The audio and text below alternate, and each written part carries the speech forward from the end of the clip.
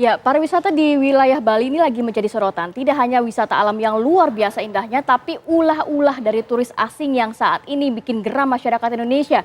Seperti kita tahu, tidak hanya melanggar norma adat istiadat budaya Bali, tetapi juga ternyata turis asing ini tidak segan-segan untuk melanggar peraturan yang ada di wilayah Indonesia. Dan sejumlah kebijakan pun akhirnya nanti akan diberlakukan untuk bagaimana mengawasi dari aktivitas wisatawan mancanegara ini di wilayah Pulau Dewata, Bali. Kita akan langsung berbincang dengan siapa, Vena? Kita akan berbincang, sudah hadir ketiga narasumber kita hari ini. Saya mau sapa terlebih dahulu Kakanwil Kemenkumham Bali. Pemirsa, ini Bapak Anggiat Napitulu. Selamat siang Pak Anggiat. Selamat siang. Luar biasa. Salam sapa semua. Baik, selanjutnya juga mau saya sapa bule ataupun warga negara asing yang tinggal di Bali, Herling Wowor. Selamat siang Mas Herling. Selamat siang. Baik, yang hadir bersama kita Kamarati ini adalah sosiolog, merupakan sosiolog yakni Ibu Yuwanita Apriliandini. Selamat siang Bu Yuwanita. Sehat ya Bu ya? Alhamdulillah. Alhamdulillah. Tapi saya mau ke Pak Anggiat dulu. Pak Anggiat, kalau kita mencermati kan banyak nampaknya kebijakan yang akan dikeluarkan untuk bagaimana juga mengawasi dari aktivitas wisatawan asing yang ada di Bali ya Pak ya. Seperti rencananya akan ada pencabutan visa on arrival untuk Rusia dan juga Ukraina. Tapi kalau kita melihat mungkin apakah Kakanwil memiliki data terkini? Berapa banyak sih sebenarnya para WNA yang ada di Bali ini yang dapat dikategorikan melanggar di sana? Baik, terima kasih. Kalau dipertanyakan berapa banyak data WNA yang melanggar, ya mungkin saya tidak bisa jawab. Karena kan itu hari per hari kan itu bergerak. Tapi yang perlu saya sampaikan adalah bahwa sejak Januari sampai dengan tanggal 16 Maret, bahwa Keimigrasian Kementerian Hukum dan HAM Provinsi Bali telah mendeportasi sebanyak 47 warga negara asing. Sementara sekarang ini yang sedang kita tangani di ruang detensi dan rumah detensi imigrasi ada 22 orang. Baik, itu sorotannya visa on arrival yang akan dicabut untuk Rusia dan Ukraina. Kalau data dari Kakanwil sendiri, memang dua negara ini mendominasi kah melakukan pelanggaran cukup banyak di wilayah Bali, Pak Anggiat? Kalau mendominasi tidak. Karena memang dari 47 dan 22 data orang asing yang melanggar peraturan keimigrasian di Bali itu paling banyak memang Rusia. Tapi ini tidak menjadi parameter bahwa mereka mendominasi. Sementara Ukraina hanya satu warga negaranya yang kemarin memiliki KTP dan saat ini sedang diproses oleh teman-teman dari penyidik kejaksaan. Sementara warga negara lain juga ada yang melanggar. Jadi cukup banyak.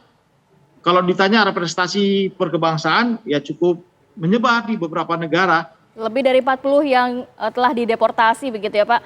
Jenis-jenis pelanggarannya seperti apa sih Pak? Seperti kita yang tahu di viral di media sosial, apakah memang ada pelanggaran yang lebih berat lagi yang dilakukan mereka? Oke, dari pelanggaran data yang tadi, pelanggaran utama yang dilakukan boleh katakan ada 3 pelanggaran utama oleh warga negara asing di Bali. Yang pertama adalah overstay. Kemudian yang kedua adalah penyalahgunaan izin tinggal. Dan yang ketiga tidak mentaati peraturan perundang-undangan lainnya. Oke, itu tadi dari Pak Anggiat ya. Sekarang saya mau ke Bu Yuwanita. Bu Yuwanita mencermatinya seperti apa sih? Apa yang kemudian membuat para warga negara asing ini dengan mudah melanggar aturan yang sudah ditetapkan di Bali? Nah ya, jadi mungkin saya melihatnya dari makro dulu ya, karena ketika ini kan Bali sebenarnya sudah menjadi daerah favorit destinasi wisata, terutama wisatawan asing.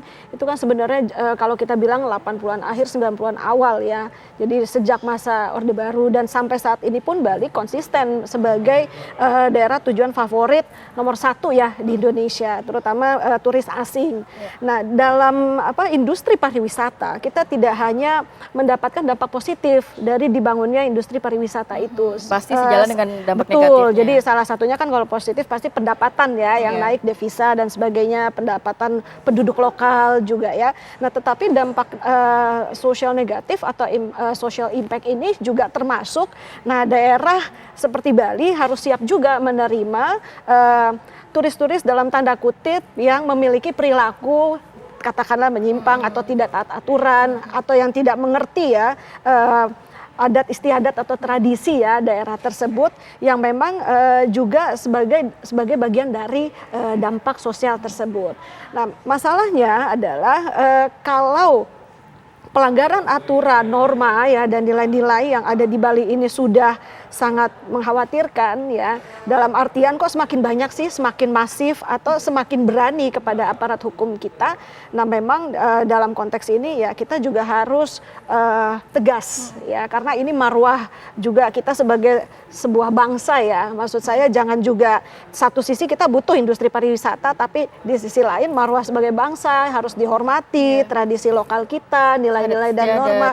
Nah, itu tetap harus menurut saya ditegakkan karena Bali pun juga terkenal sebagai pariwisata yang berbasis budaya atau cultural tourism gitu. Jadi mereka juga harus tahu bahwa ada memang muatan-muatan budaya lokal di sana yang harus sangat kental, dihargai juga. dihargai seperti itu. Walaupun sebenarnya memang tidak semua warga negara asing yang ada di Bali atau turis-turis atau bule-bule yang di Bali ini yang memang melakukan mungkin pelanggaran. Tapi juga ada cukup banyak yang ditemui bule-bule ini sudah tinggal cukup lama di Bali, taat peraturan begitu ya. Ini salah satunya adalah ada Mas Herling Wawor ini bule yang juga memang sudah sangat lama tinggal di Bali. Mas Herling, Ya. boleh cerita nggak sih Mas pengalamannya seperti apa? Sudah berapa lama tinggal di Indonesia khususnya di Bali dan selama ini tinggal tuh seperti apa dan melihat fenomena bule-bule yang viral belakangan ini Tanggapannya Mas Herling seperti apa, Mas? Ya, jadinya saya pertama bukan orang asing, saya warga negara Indonesia. Bapak saya adalah Indonesia Belanda, Indo, dan ibu saya warga negara. Dan saya tiba di Bali tahun 72, jadi saya pernah tinggal di Bali selama tahun.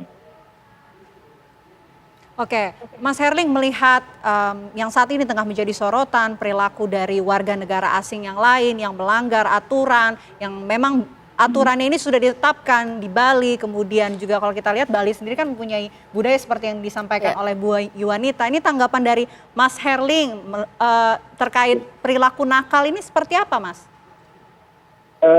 Saya pikir perilaku nakal yang sedang diimpos saat ini adalah perilaku yang sudah ditumpuk selama beberapa lama di sosial media. Jadinya ada pelanggaran terhadap budaya Bali, ada pelanggaran lain. Tapi kalau kita melihat keadaan di lapangan dan melihat kelakuan tamu kita di sini, itu pelanggarannya memang ada dan memang harus diaturkan kembali, cuman tidak bisa dikatakan sebagai bencana atau musibah seperti yang ditontonkan saat ini. Kalau kita umpamanya menunjukkan kenakalan wisatawan selama beberapa tahun yang lewat ini, saya jelas akan kelihatannya seperti sebuah bencana, sebuah musibah yang luar biasa.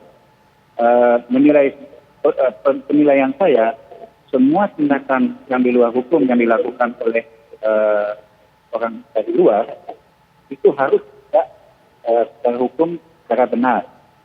Jadinya kalau ada yang bawa motor tanpa helm, stop, harus ditilang dan sebagainya. Orang yang bekerja di Bali yang tidak memiliki surat yang disebutkan itu juga harus ditindak dengan tegas.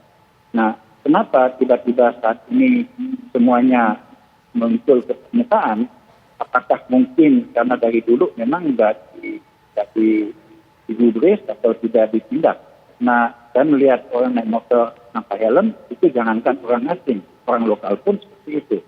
Jadinya kalau kita menilai di jalanan secara sehari-hari, kita melihat orang lokal tanpa helm jauh melebihi orang asing. Jadinya apakah orang asing ini dia naik motor, dia lihat banyak orang lokal tanpa helm, dia merasa, oh saya juga bisa, karena ini tidak ada penegak hukumnya. Umpamanya ya, ini cuman penilaian ya, bukan pernyataan. Oke. Jadinya saya pikir selama beberapa hari terakhir ini, mulai ada rahasia kepolisian, saya lihat pagi saya lewat kampus sudah nggak ada semua asing yang tanpa helm, cuma dua. Nah, kita katakan hukum atau masalah ini dibuat di bawah permukaan, langsung orang tamu kita itu langsung ditutup. Ya, jadi mereka langsung menggunakan helm dan sebagainya. Jadinya dari helm itu satu persoalan, sekarang masalah SIM. Kenapa ada orang asing yang bisa naik motor tanpa memiliki SIM? Itu sesuatu yang aneh buat saya, karena kalau orang yang memiliki rental, dia menyewakan motor, harusnya kan ada surat-surat yang mengizinkan dia membawa motor. Nah, ini hal-hal yang dimana kita boleh salahkan ya, untuk salahkan tamu-tamu yang melakukan kesalahan. Nah, kita harus naik tangga sampai kenapa bisa terjadi. Oke, baik Mas Herling, Mas Anggiat dan juga Bu Yuwanita, kita tahan dulu dialognya. Apa kabar Indonesia Siang harus jeda terlebih dahulu. Kita akan melanjutkan dialognya, Kamarati, usai jeda. Tetap bersama kami.